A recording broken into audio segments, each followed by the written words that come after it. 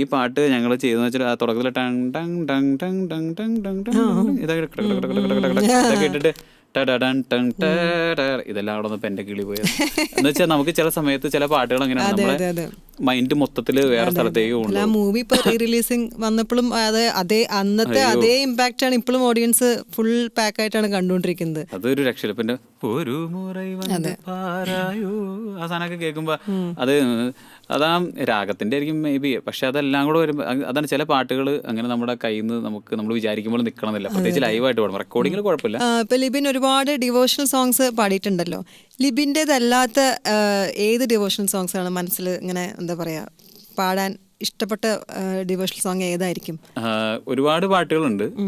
ഇപ്പം എനിക്ക് ഇഷ്ടമുള്ള ഒരുപാട് ഹിന്ദു ഭക്തിഗാനങ്ങളും ക്രിസ്ത്യൻ ഭക്തിഗാനങ്ങളും മുസ്ലിം ഭക്തി എല്ലാ മതത്തിലും പെട്ട പാട്ടുകൾ എനിക്ക് പാട്ട് കേൾക്കുന്നതിന് ഇപ്പം എന്താ പറയുക പാട്ടല്ലേ.